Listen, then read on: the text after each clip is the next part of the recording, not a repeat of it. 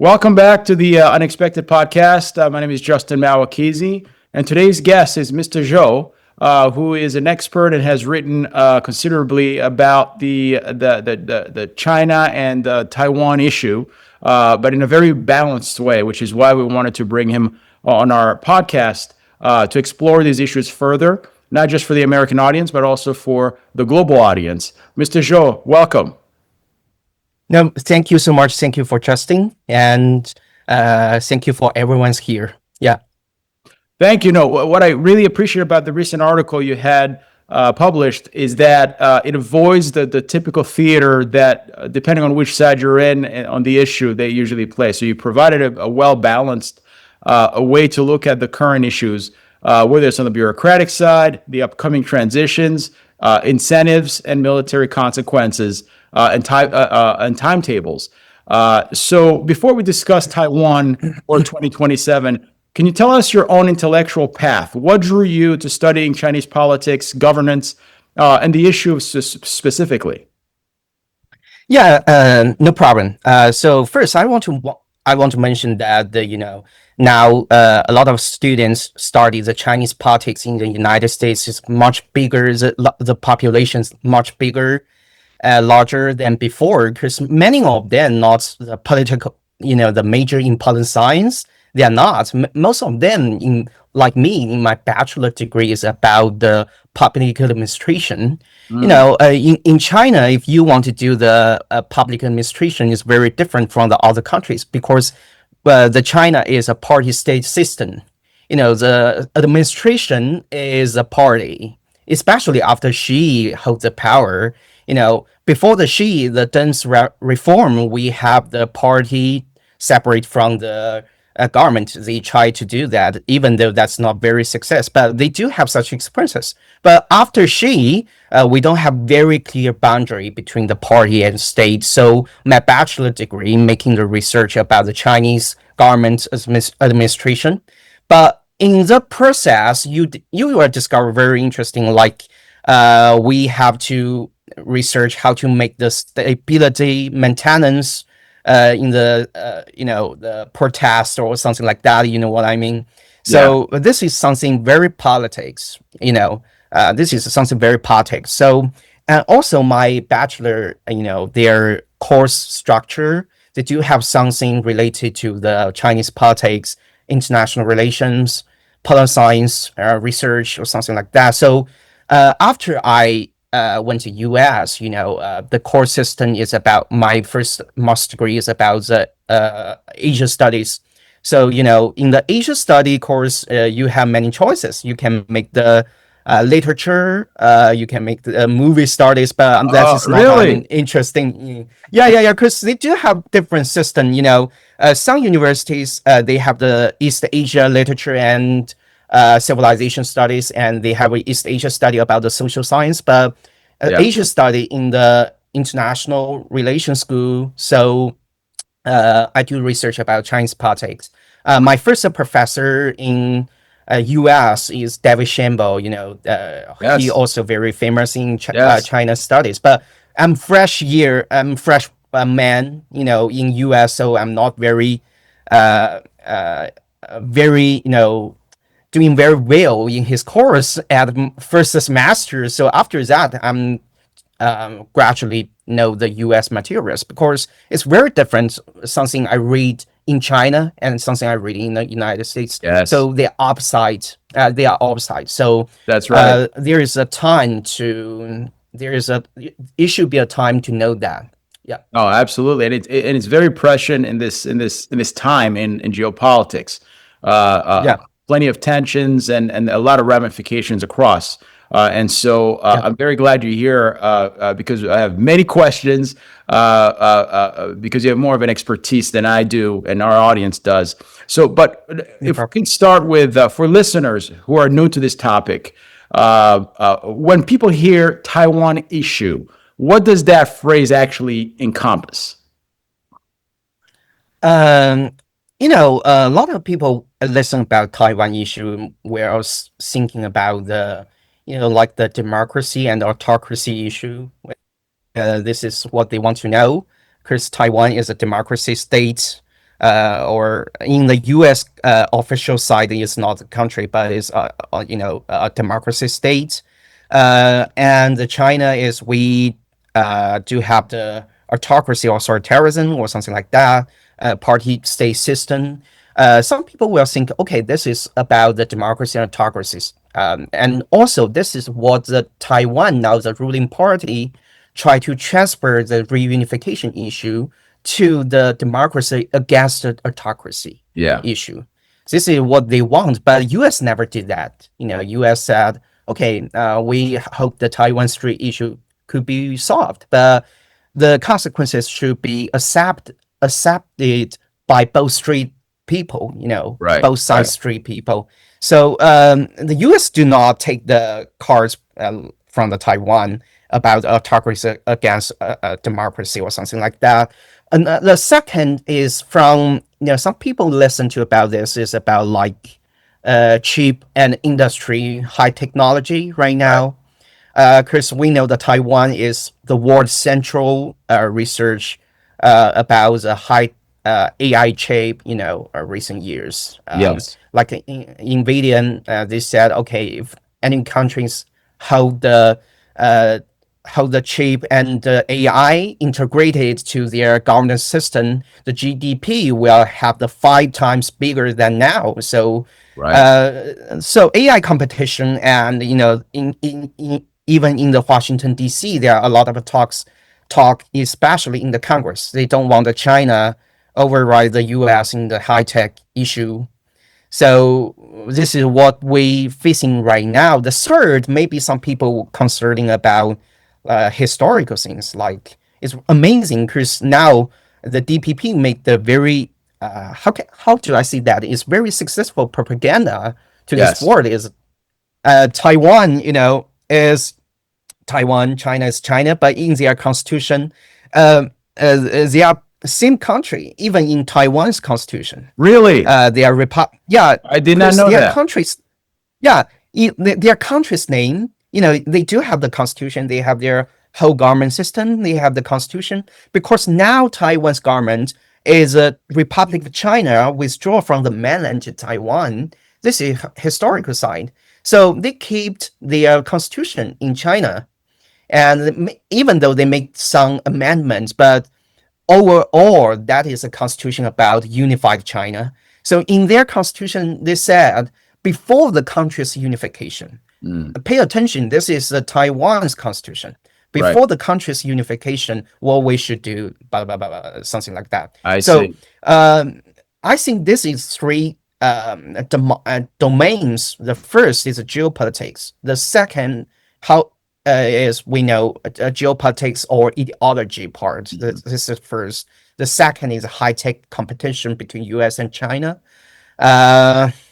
Third is a historical issue, how to solve this problem. Because why China want to push the reunification? We know some of the reason maybe is realistic reason, like, okay, we can get a high-tech industry, we can get economic beneficial, but the most important reason is Chinese. Why I talk about historical? Because Chinese side, we have the Great Unification Series thought, which means, okay, China must achieve the one country statue. We don't want our country divided as different parts. This is how what happened in just past 2,000 years. So I think this part is very historical part, but maybe some people said is force is about economic, but I think the economic may be related to the geopolitics. So I will put they're all linked for I will put the economic on the geopolitics part. So I think this is 3 domains issue. Yeah. That's very insightful. Can you explain to us, there's 3 principles, or 3-ish core sayings in the China-Taiwan issue that, if you can help us define it so we can fully understand the context. One is the One China principle. The second is the One China policy. And then the third is called strategic ambiguity. You mentioned those in your article. Can you explain those 3 pillars and how they're linked together to this issue? Yes, no problem. First, we know is one China principles. This is something held by Chinese governments, and they are selling this to all over the world. Because if you want to build a formal, official diplomatic relation with Chinese government, you have to at least you must have the one China policy. Some countries have the one China principle is Taiwan issue. They have three sentences. The first is there are only one China in this world. Why they have such sentence? As I said, the Taiwan issue is the Taiwan they had to have their constitution is they are Republic of China, right? So we got the PRC, People's Republic of China. So you can see they have two China. So the first sentence of the one China principles is there are only one China in this world.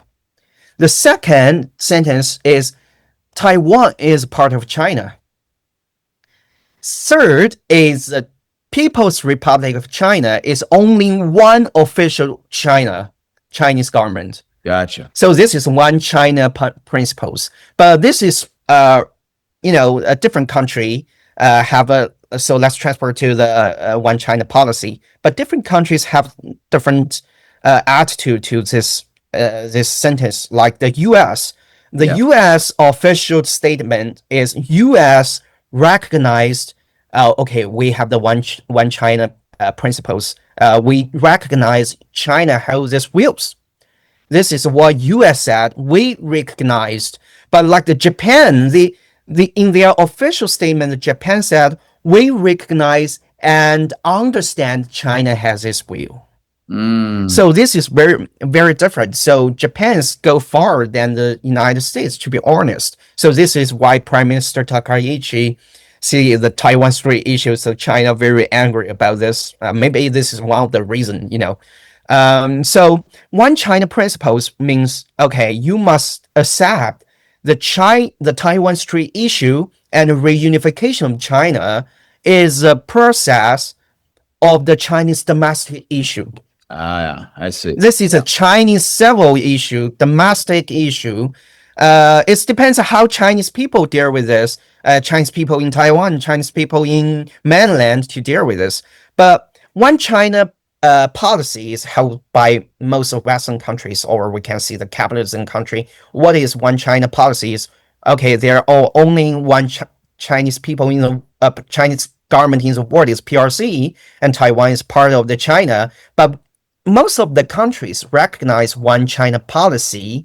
You cannot have the formal diplomatic relation with Taiwan. If you want to build a formal diplomatic relation with Taiwan, the China will cut off a relationship with you because they cannot tolerate two sides together. So most of the Western countries hold the one China policy. So this is the reason why Taiwan in the international stage was contending by Chinese people, because China holds a one China policy. Taiwan, even though they don't finish the unification, was contending. No problem. Was contended by Chinese government. So, but now the Chinese government is, they said the U.S. is trying to dig the hole under the one China policy because U.S. said, okay, we have one China policy, we follow that, but the U.S. keeping, with the Taiwan, the officers, the congressmen, congresswomen, keeping with the Taiwan. Yes. Yeah. China said, okay, you are selling a lot of weapons. So, there are three reporters when they build the formal diplomatic relations. So the China said, okay, you should follow this. They do have the legal effect for your countries. So now it's hard to define this because let's transfer the third. What is strategic ambiguity? Yes. So very important. Why U.S. held the strategic ambiguity? Because if you said, okay, if you stay very clear to Taiwan Strait issue, if the China invasion of Taiwan, we will protect Taiwan. Sure, absolutely. So the Taiwan will get a chance to get independence. Okay, Let's get independence. No problem. The U.S. will protect us. Yeah, Okay. So this there of course a war between U.S. and China. It do have the possibility because if the U.S. said that, and after the war began, the U.S. never sent the military to Taiwan Strait. It will have a very negative influence to the U.S. promise. You know what I mean? absolutely. Yeah. So, but for the China, if you said, okay, I will protect Taiwan, absolutely, the Chinese government may be very disappointed about this. This is very serious negative effect to the U.S.-China relation. Absolutely. So it Okay. will cause a war. So this is very clear. They want to keep the strategic ambiguity, but the key problem is what happened in the Joe Biden administration. Joe Biden was received, I don't remember how many of that, some interviews by the US media. And like one time, two times, he said, okay, surely, we absolutely, we will send the military to protect Taiwan. Yeah. This is, of course, something negative effect. But, after that, the White House come out very clearly, okay, we have one China policy to Yes. help Joe Yes. Biden to explain this whole issue. So, Yes. uh, I the remember. reason why, Go yeah, ahead. yeah, yeah. Okay, keep going. Yeah. No, I was just gonna say I remember that episode, and not too far after that or before that, Nancy Pelosi also visited Taiwan, and that caused a lot of strain. So that whole administration had a lot of tension on that issue for sure. But in your article, you cautioned against treating 2027 as a simplistic invasion deadline. Can you explain what 2027 means as a benchmark in this whole context? Yeah, this is something was mentioned by the Joe Biden administration. They have intelligence said from the state. I remember it should be from the State Department said, okay, the Chinese President Xi gave an order that in before the 2027, the POA should prepare to invasion Taiwan. At least they should have the capability to get Taiwan back in the military Mm, domains. So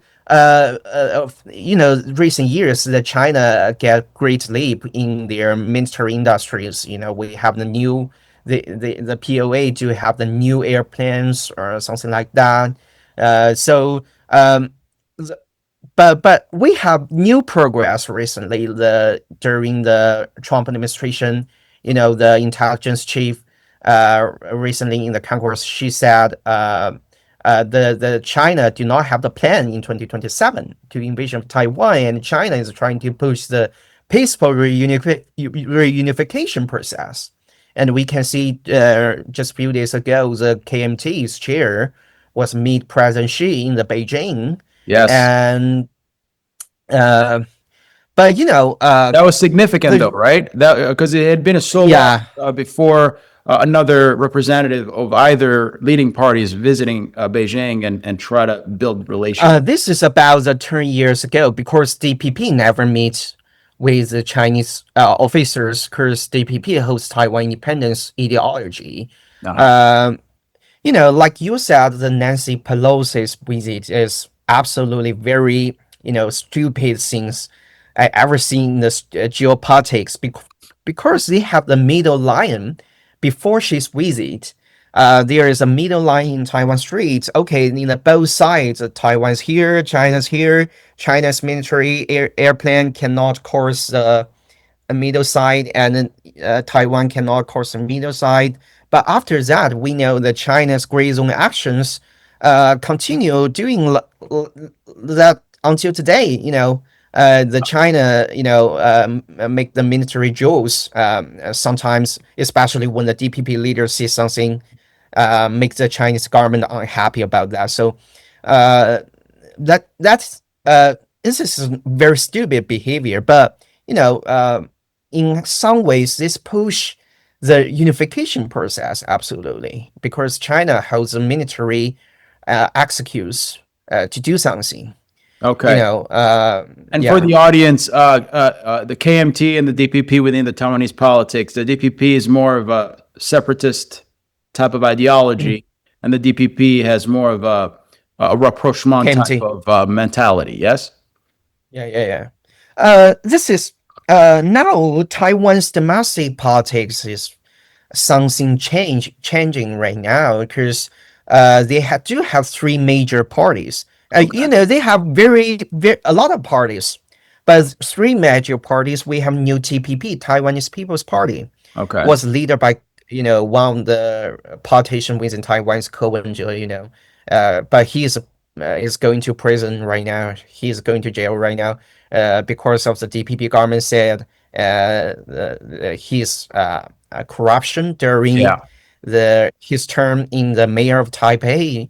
Mm, We don't know what's going on, but this is what the court said to him. He right. was charged about 20 years jail. So, Wow. but anyway, even though he was charged guilty, but his party is still there. They have sport reach.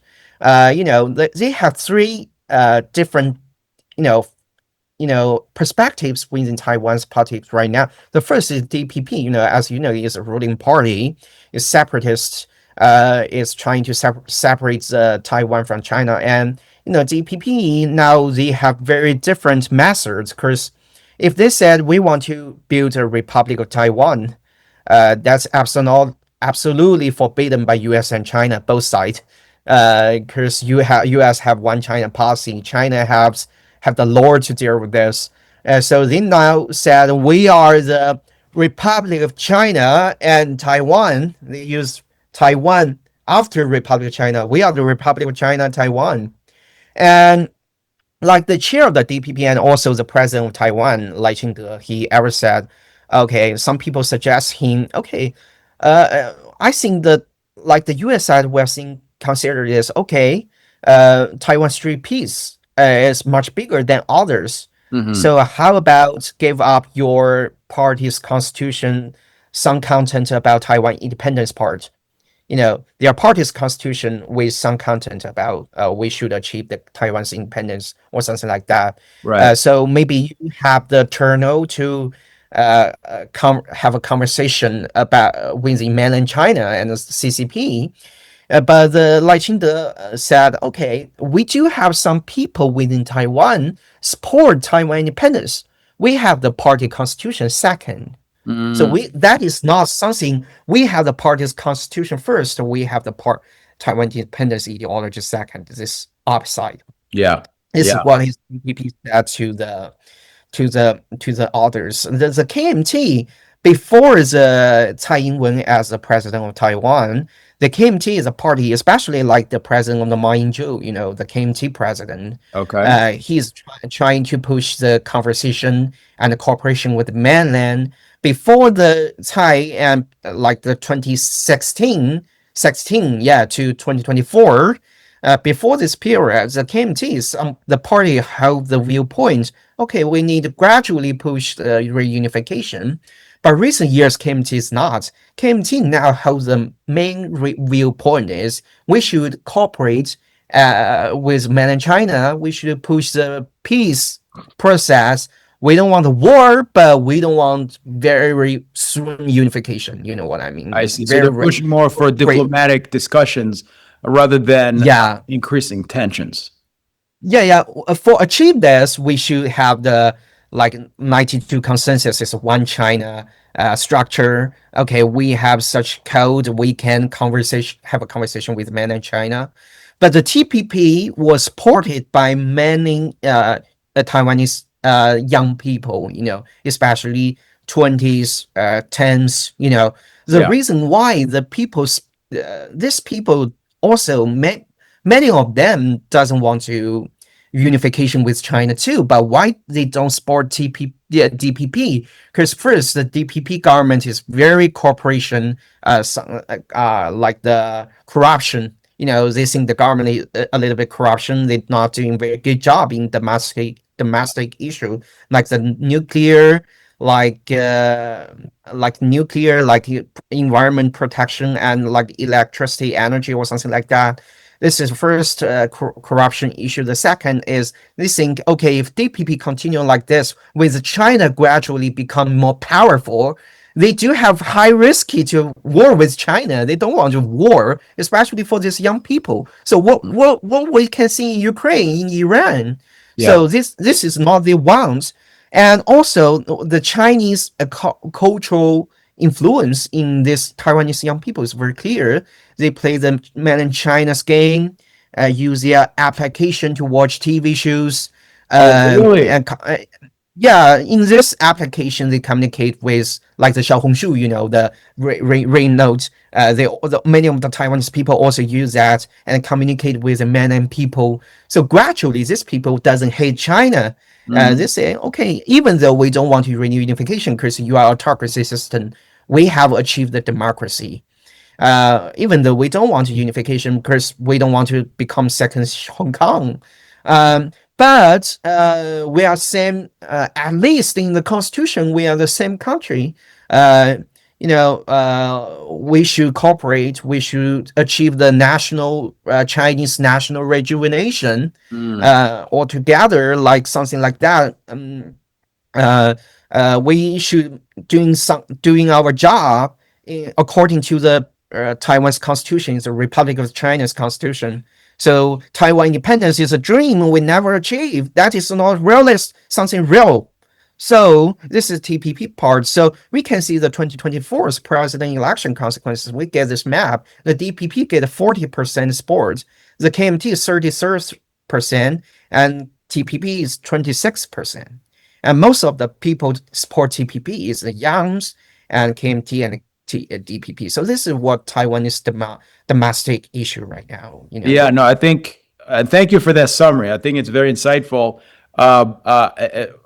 specifically on a long-term basis, right? The new young generation seems to have a differing opinion or a perspective than the older generation in Taiwan. And so how either side of this issue manages it is important for the future implications. Now, you mentioned Iran here, and how the Hormuz Strait has been closed, and the oil economy has essentially been embattled.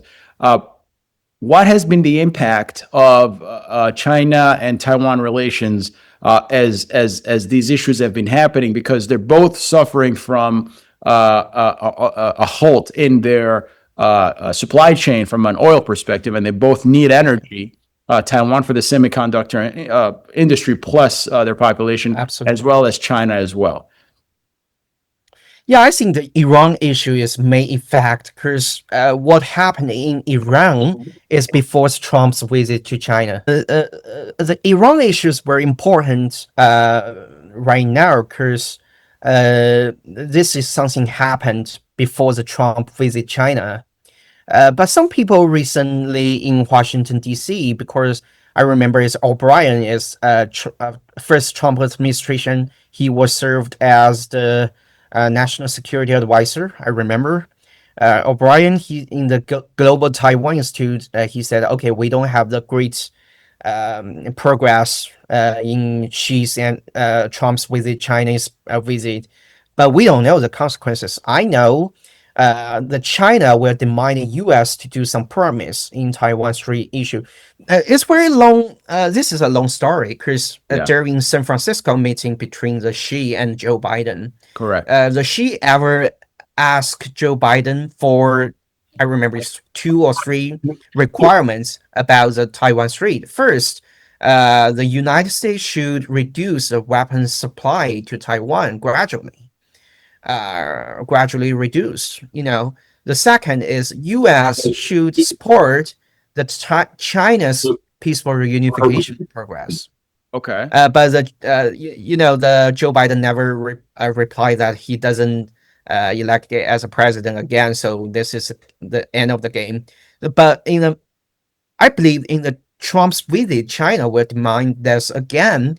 So now how we judge this is a balance issue. The Strait of the Hormuz, the recent days, the Trump's comments on the NATO NATO allies, Italian, you never help us, and the Pope, you are keeping criticize us, and the NATO country never help us. We should win this, but because of the lack of the NATO allies, we don't do that So now we're trapped in Iran. So how should I deal with that? So, but we get a message is the Chinese government push Iran to the table of the negotiation. You know, so in the Trump side, we know his characteristics. Maybe okay, the Japan never help us, South Korea never help us, the NATO, Europeans never help us. Okay, Chinese people help us now. Push the Iranian to the table to negotiate with us. So I know the Chinese government. I know like the Venezuela and Cuba. We know the story. Trump is trying to play a big game with China through this, like Iran, Venezuela, Cuba. Maybe in the future it's Belarus or Russia, but Russia is very powerful. That's just a different story. But the maybe the Trump wants to control the energy supply chain for the Chinese, because Chinese is a superpower for the industry. So what's going on here? Ed, continue. Don't worry. I have a 5-year Oh, budget taken care of it. Don't worry. okay, I'm listening very much. okay. No problem. Let me adjust a little bit. Okay. So we know maybe the Trump is trying to play a game with China, especially in terms of the Chinese is a superpower of the production industry. Because the something fragile about China is energy. Russia is one source. We know Iran. We know Venezuela, and also Trump is trying to play the game with China, but he is not doing a very good job in the Middle East. But China, especially China, trying to push the so Iranian to the table of the peace. It We can see the Chinese government also want to play a game with Trump too. Okay, we help you in the Strait of Hormuz. We help you in the Middle East. How about help us in the Taiwan Strait? Yeah. Uh, This is the perfect. reason, Said it. So essentially, because there's an upcoming May meeting with President Donald Trump of the United States and President Xi of China, I think Mr. Trump is coming into China to meet with President Xi. So it sounds like that's that discussion. At least the top points on the agenda are those issues to resolve the Iran issue as well as negotiate U.S.-China issues. I'm sure Taiwan is part of that as well. yeah, because some of the Chinese scholars have to mention this. Okay, we don't care about the tariff. We don't care about the farm production from the U.S. Okay, we can buy something. That's no problem. The main issue is we care about Taiwan. Some scholars within China has mentioned this. I do believe China will push the process of negotiate with Trump in terms of that Taiwan issue after his visit. So what happened in the Strait of Hormuz? If the Trump success in the military action and they get regime change in Iran, maybe the Trump will hold the cards, but he's not right now. Maybe he can create another cards, the tariff again, but the China have real earth cards. Right. So the Trump now, we heard some people in Washington D.C. said, okay, we have the rubber cards. We can try to control the import of the technology containing on Chinese robots. So I don't know. Maybe before his visit, we can see some progress because Trump is changing rapidly. And why I would want to mention Trump now is this is something special. Is if the Trump helped China to solve the Taiwan Strait issue, this is something has been long-standing about 80 years, 70 years.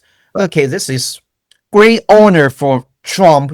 This historical achievement. Historic. This is something very Trump stuff. So maybe this is something making him happy. Okay, Chinese people can build a Trump Tower in Shanghai. That's no problem. Okay, but this is another story. Yeah. Yeah. No, I fully understand it. Now, one of the strongest parts, segueing from what we just talked about, in your piece, in your article, is that external observers often underweight the internal Chinese political mechanics. And there could be a transition that comes within the politics. I know President Xi was a bit unusual compared to past leaders as far as party and leadership of the country. You kind of talked about it a little bit. Can you give us a brief summary on the different potential impact on if there's a transition to a new leader? Could President Xi maintain some powers, even if it's in the background? And does that matter into this May meeting with President Trump, understanding who he's talking to, but also the greater impact of the Chinese political machine on what that means going forward? And for President Xi negotiating with Mr. Donald Trump, knowing that with the U.S. elections coming, the midterm elections coming up, as well as in 2028, they're looking forward. Are they really negotiating with the Donald Trump administration, or are they preparing for the next administration as well? So that tension, can you cover it a little bit for us? Yes, no problem. I know, before the President Xi, he changed the constitution of the PRC, and he gets third terms. So some people curious about, okay, if he will get continue like the first terms as a president, and he holds the power until 2033 or 2037, even for that. So some people curious about this issue. This is some very hard research domains within Chinese politics. Is parties, institutionalization. Before the Xi changed the constitution, okay, maybe the party institutionalization, we cannot have the third terms. Every people just two terms, like the U.S. president. This is first, and if you are the member of the political bureau, if you are 68 years old when the transition happened, you should be retired. And if you below 68, like the 67, you can continue another term. But this regulation has been, some of them has been broken, by in the 20th Party's Congress. She gets the third terms, and like if you want to be the prime minister of the China, you should have the central government work experiences. At least you should be the West Premier of China before. But now the Premier Li Qiang is before him become the Prime Minister of China, he was Party Secretary of the Shanghai and the Party Secretary of the Jiangsu province. So he's never working in the central government. So some regulation has been, we cannot say broken, but has been changed, because this is not constitution has been written on the paper. This is dark forest regulation. Every time when they have the party's power transition, but some people they do have different faction under Xi. Before the Xi held absolute power, they do have different faction, like the Tuan faction is last Prime Minister Li Keqiang from the Tuan faction, and they have the Jiang faction is previous Chinese leader Jiang Zemin. They have the Jiang faction, but this factions was eliminated by President Xi. So but we can see there are something new factions appear after Xi hold the power. Is this faction rely on Xi's power? This is sub faction. We can see sub faction of the Xi. All in all, they are the Xi's faction, but they are sub faction of the different Xi with different relations. Some has a relationship with his family. Some has a relationship with his work experiences. Some relationship is from his classmates during his study in Tsinghua University. Yeah. So we can say different factions work right now. They have some faction from Zhejiang province. Some of them in the Twitter now always claim that Li Qiang will be the next general secretary. Because if the Li Qiang become next general secretary in 2027, the Xi will keep the chair of the military commission. So it will solve some problems like economic issue, because we know Li Qiang doing very long time job in the economic side, because the prime minister is charging the economic. So this will help the China to solve some economic issues. So what we can see right now, they do have some conflict, because like the like we know the Shenzhen, this city is very famous in the world too. The party secretary of the Shenzhen lack almost they do not have the party secretary in the city almost for 7 to 8 months. Uh, the reason why, because these sub factions, they are battle in this position. Even Xi's family, Xi's mother live in Shenzhen, Xi's mother still alive and living in Shenzhen. And uh, so if you want to be the party secretary of the Shenzhen, you should be recognized by Xi's family members at least. This is first. The second, you should be recognized by the central organization department, the party central. And third, you should be recognized by the party secretary of the Guangdong province, because Shenzhen was charged by the Guangdong province. So it's hard to find a suitable, candidates. If you get a relationship with, okay, you have the relationship with Xi's family, but you don't get a relationship from Guangdong. That's not good choice. So you should be recognized by different sub factions. So we can see the story maybe. So let's back to the question. How about the 2027 transaction? We don't know. If the Xi want to keep the military commission chair, I think it's good choice for him. Because if you want to keep your political legacy for a long time, like Deng, Deng Xiaoping, he is very smart. He is not stay on the position until his death. Right. He far away from the center of the power a little bit, but keep focus on the situation there, and to make sure his political legacy continue like his imagination.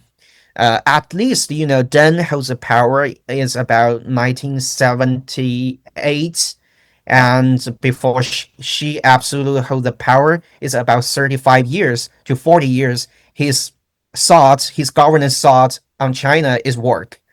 But the Mao is not smart as that. After his death, the Cultural Revolution is ended, and his wife was arrested by the another leaders within CCP.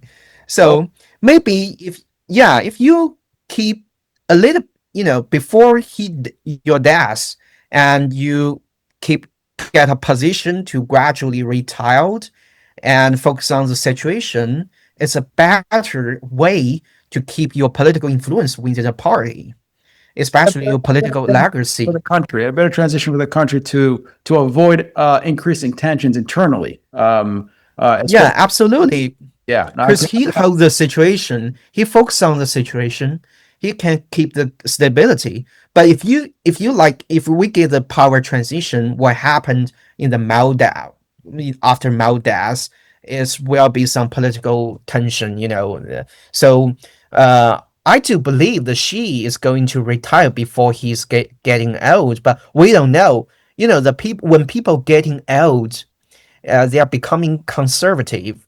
yes. This is first. The second is he holds the power for a long while, and we do have some interest connection within the party. As I said, there are some people in Shenzhen, some people in different party secretary departments. So they have the interest connection. We cannot predict this, but what we should do right now is just observe. China is now I know some scholars has mentioned we have the Pekinology right now. What is Pekinology? Just observe the Chinese people. Some in the meeting, some of them are not in the meeting to observe who is still safe. Yeah. So so we don't know. We can just know this by some simple observation. Now she has his brother. He has a little brother, a younger brother, and two older sisters. and his wife. These people all have the capability to influence his decision-making process and the personnel issue or something like that.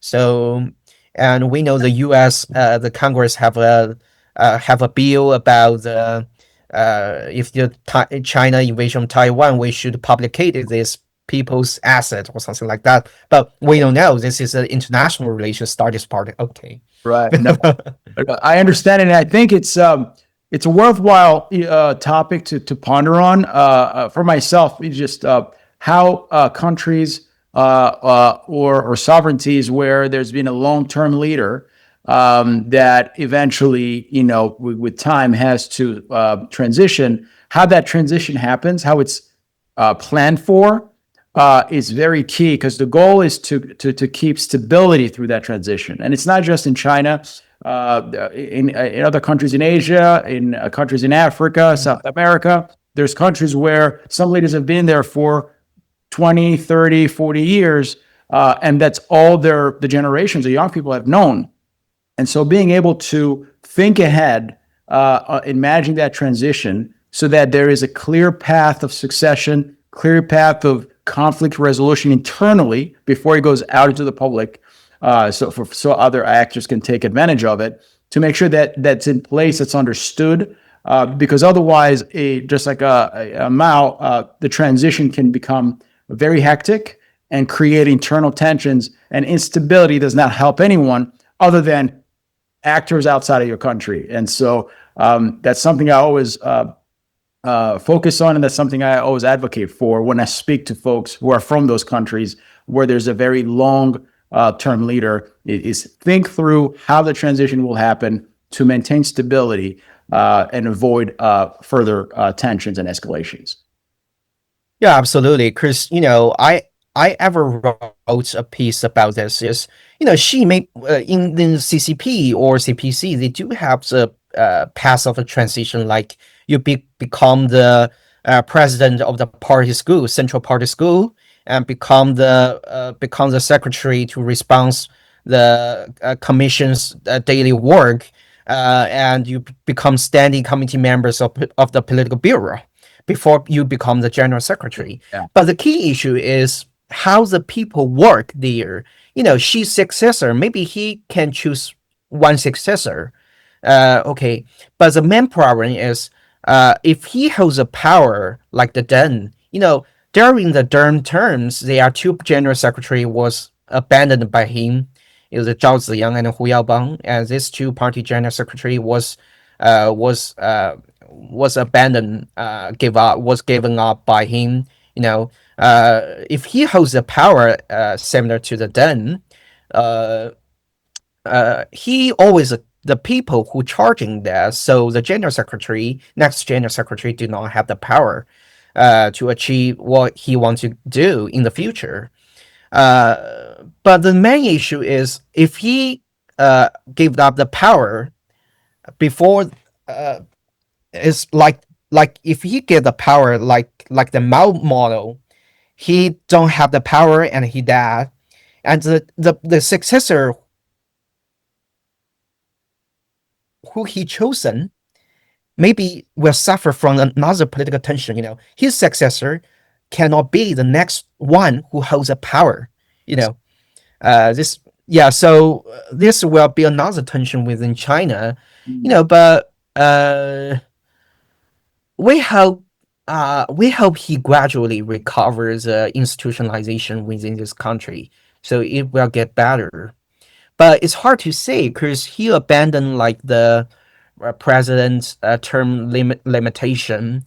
This can be used by everyone. The next Chinese president could be the president forever too. Yeah. Like him. Precedent has been set.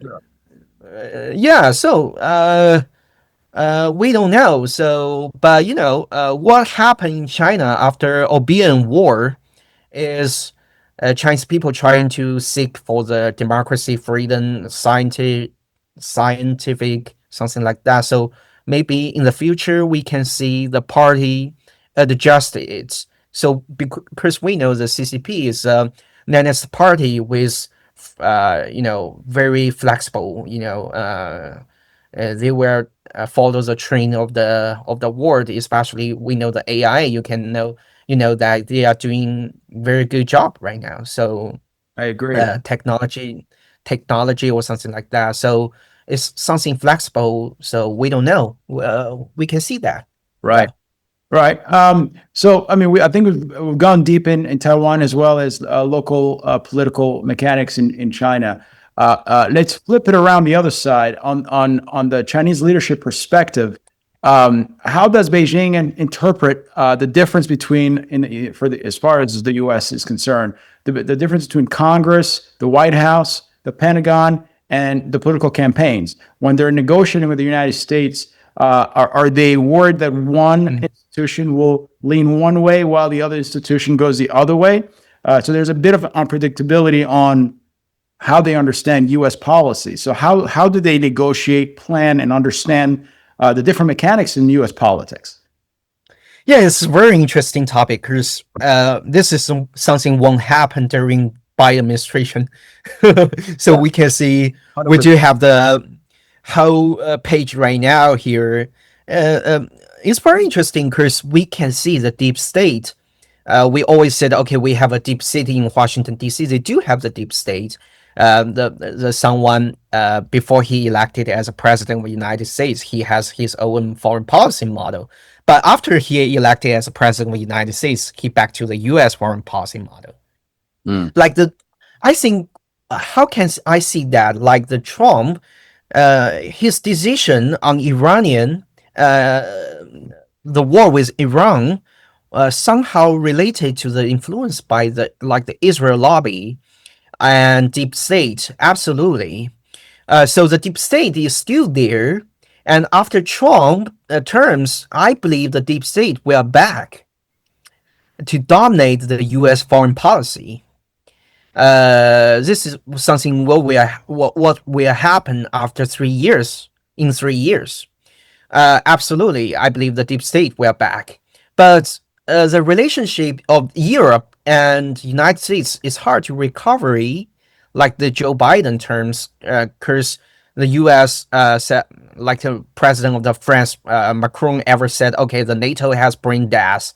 Okay, this is what happening right now. So I believe so. First, I believe the deep state is still there, and deep state will back in 3 years. So based on this judgment, I believe the Trump, maybe the Chinese government, President Xi, is trying to make the deal in terms of the Taiwan issue with Trump. They will push for that. I see. And Their last Trump opportunity, you think? Yeah, and this is the first. The second is the Trump will face some blockade within the United States about this issue because okay, some people, Taiwan, they do have Taiwan lobby. Absolutely, you know that in the Quincy Institute article they mentioned, okay, there are all three major U.S. partners founded the think tank within Washington D.C. One is Israel, absolutely. The second is Saudi Arabian. As the third is Taiwan. So the Taiwan is trying to make a deep. We can say DPP lobby because KMT lobby is not stronger than DPP. If you stay in DC, you will discover Taiwan their party lobby will appear every like the CSIS seminar or something like that. So to talk with these guys there. So absolutely, the people within US will try to persuade Trump to okay, don't make deal with China on Taiwan. So I do believe this is very depends on how much China what can cost this for this deal in terms of the deal with Taiwan deal. How much China would cost on this. So if this Trump very happy about that, maybe okay. The Trump said we have very special relationship with President Xi. Okay, President Xi helped me in the Strait of the Hormuz. Let's make this deal. Major, Uh, a big deal. yeah. So and also he will face some blockade, some from the Japan side, and somehow maybe South Korea. But I don't think South Korea care about this. To be honest, they don't want a war in the Taiwan Strait, because if the Taiwan Strait have the war, if U.S. do not interpret it, that's fine. But if U.S. try to military interpret it, uh, I believe that China will find North Korea to attack South Korea. That's what happened. This is why the Iran issue is so timely and strategic on the Trump side. And so they're having conversations. The flow of oil has been disrupted for the whole world, at least 20% or so of it. And so if you look at the balance of powers right now, with this upcoming May meeting between Mr. Trump and Mr. Xi, is that Taiwan, South Korea, Japan, they're all suffering from this oil shock, especially Japan, because a significant portion of their oil comes from that region. Absolutely. And so those issues are linked. It's not very well discussed in the mainstream media, but I think that it's a point of leverage both on the Trump administration side as well as on the Chinese side to try to come to some kind of agreement with that shadow of interrupted oil flow still lurking. And so what do you think about that perspective? I think the energy issue is in the Trump imagination, he can push these allies in the East Asia to purchase more American oil instead of from the Middle East, and also from the blockades to Iran. And after his visit, maybe he will encourage the Chinese government to buy more American oil too. This is what will happen in just few months. So I do believe these countries they will keep silence on Taiwan Strait issue recent years. Absolutely. They don't want China to going to have the war. They don't want Taiwan to make independence train to have the war or something like that. I think these countries, especially after Prime Minister Takaichi's rhetoric, he is not. She's rhetoric was not welcomed by the American and China, and maybe she wins the election through this, because we have the nationalism. Wins in Japan, to win the election. This is the only advantages she got from her rhetoric. But I believe recent days you can see she's keep silence on this issue. That's a very keep the low key, and the President Lee Jae-myung of the South Korea also do that. So I believe these countries will keep silence. Even the Philippines, recent days you can see the Philippines. Maybe they have a small conflict in South China Sea with China. But that's a big thing. That's not a big one. So I believe most of them will keep silence about that. Yeah. Very interesting. Very, very interesting. Now let's go back and let's go to the human and civilization layer of this conversation. What role does patience play in statecraft today on either side of all those issues we just discussed? How much does patience play in statecraft and planning ahead? You mean the policy making? Yes, for the leaders, exercising patience more than impatience. How does that play in advancing their issues? So, if you're President Xi or President Trump, are you trying to hasten some of the important issues that you place high on your list, or you want to build patience into it for the future on how these developments take place? I guess what I'm trying to say is, are these both leaders pushing to get a resolution both on Iran and Taiwan in the short term, or is there patience built in to provide more stability for the world? Yeah, I do believe there is a book about how states think the rationality is written by John Mearsheimer and his student Rosado in the university. John Mearsheimer, he ever wrote a book is how states think the rationality. In this book, he said there is very important conclusion that the country in the international stage make the rational decision based on two principles. The first is credible series of international relations. The second is sophisticated decision-making process. So what you said to us is a sophisticated decision-making process. I believe the President Xi he want to achieve the reunification within his terms before he leave the stage, and this make him within the party get the statue, and for this goals he can give up something else. But we know recent days the Trump's behavior make the another possibility. The China can achieve the national rejuvenation, then achieve the unification. So we don't know how your policy continue developing in the future. Right. It's hard to calculate the final goals and what happened in the future. Like the Iran war, I believe the Trump will receive the information from his cabinet member. Okay, we can win this war easily, like what we did in Venezuela. After kill the supreme leader, the country's people will stand up and fight with this regime, and we get regime change, and we get closer allies in the Middle East. It's hard to calculate, but I believe the China is trying to push the reunification process within President Xi's terms. This is absolutely the issue is within the United States. The issues within the United States Congress, the deep state absolutely reject this. They will sell more weapons to Taiwan, provide more weapons to Taiwan, and develop the official relationship with Taiwan, and encourage Taiwan to doing something China doesn't happy about that. Mhm. So we can see two sides. So I think this is largely depends on the U.S. because I believe if the China accept the military reunification, if the China want to achieve the peaceful reunification, they have to settle the United States. United States must agree and push this and try to influence Taiwan because we know U.S. must have very great influence within Taiwan. Absolutely. Right. Yeah.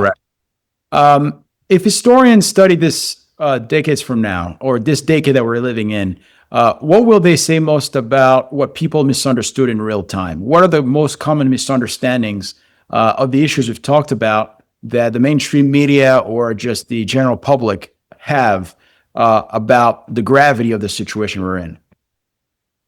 Yeah, because most of people, especially from the liberalism side, they all believe this Taiwan Strait issue is autocracy and democracy. This is first. The second is about some people who say this is the same logic like the Uyghurs and Tibet is Taiwan issue is similar to the Hong Kong Tibet Uyghur issue is the nation's self-determination issue. The Taiwan want to independence. They don't want a unification with you. This is what we've heard recent years. Always, Taiwan. These people doesn't want to reunify with you. And the CCP will see some people say, okay, before the civil war of the United States, the southern people doesn't want to reunify with the northern too. But the President Lincoln chose to bring them back. This is what the Chinese side said to this audience. The general public will think, okay, this is the first autocracy with the autocracy democracy. The second is a nation's self-determination. The people who care about that will think this is something related to this. People in Washington, D.C., people in high-tech region, okay, this is very serious competition. We know like the Apple, the M series chip, the A series chip, all from the Taiwan, the NVIDIA from TSMC, their chip, the GPU. So it should be keep the peace. Absolutely. So how to say that? I do believe the people care about this. Should if they want to know this better, they should know the whole picture of this matter. Yes. It's not just one angle, but if just sometimes we will care about it. I'm thinking about this recently. Is the U.S. policy is important? How like from the first day the Trump launched the war to Iranian, there are almost 60% American people don't support this. There are from many polls about this. But maybe if there is a day there is a conflict between Taiwan and China, how many American people who support U.S. Have the mental reaction there? This is first. Second is something we should consider is these countries or states or regimes nearby the high risky region like Taiwan, like Ukraine, like Finland, like this democracy states. If these countries or states or regions poorly and their people's mind mattered to American foreign policy, because some of these people's mind will make U.S. trap into the war.